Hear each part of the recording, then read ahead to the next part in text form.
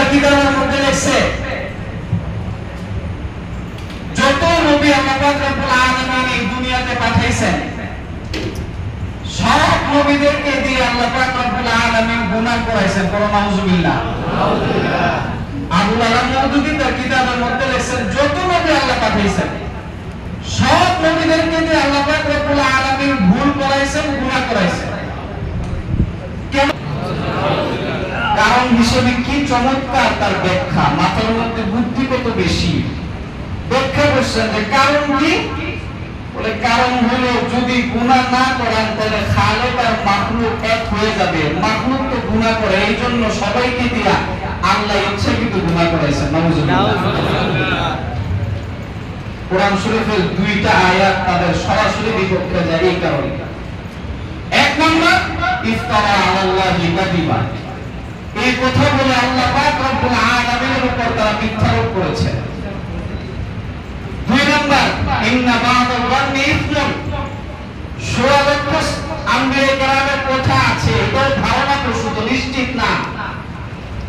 কয়জনের নাম আর কয়জনের ঠিকানা জানা আছে, লক্ষাধিক আম্বিয়া কেরামের নাম ঠিকানা জানা নাই। যার সম্পর্কে নাম জানি না, যাকে চিনি না, যার সম্পর্কে শুনলাম না, এমন একজন সম্পর্কে মওদুদী এত বড় কথা বলে ফেললেন যে আল্লাহ পাক রব্বুল আলামিন সব আম্বিয়া দিয়ে গুনাহ করাইছেন।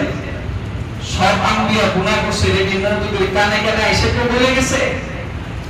এত বড় সাহস, এই কথা বলে দিলেন। এই কথা বলে সুরা লক্ষ আম্বিয়া কেরামের উপরে সে খারাপ ধারণা করার যে গুনাহ, এই গুনার ভাগীদার হয়েছে। কারণ লক্ষাধিক নবীদের অবস্থা সম্পর্কে কিছুই জানা যায় না। এক দুইটা কিতাবের মধ্যে মুসা আলাইহিস সালামের ঘটনা আরো কত কিছু পায়, এগুলো দিয়ে বা সমাজ করে একই হুকুম লাগিয়ে দিলেন যে আল্লাহ সুরা লক্ষ আম্বিয়া কেরামকে দিয়ে আল্লাহ পাক রব্বুল আলামিন গুনাহ করাইছেন।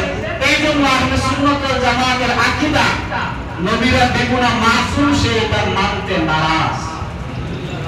অথচ আমাদের উলামায়ে কেরাম স্পষ্ট করে দিয়েছেন। অনেক লম্বা কথা, ওদিকে যাচ্ছি না।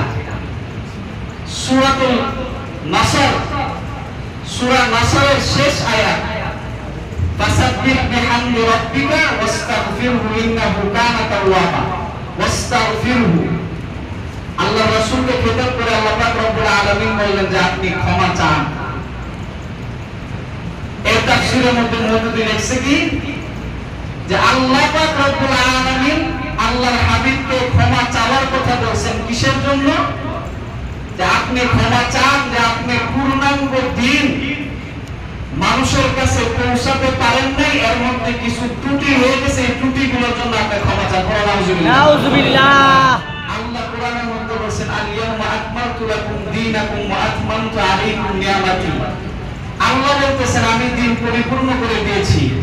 রাসূল করিম সাল্লাল্লাহু আলাইহি ওয়াসাল্লাম আরাফার ময়দানে সাহাবায়ে কেরামকে লক্ষ্য করে আল্লাহর রাসূল বললেন, আলা হাল বাল্লাগতু, আমি কি তোমাদের কাছে পৌঁছাইছি?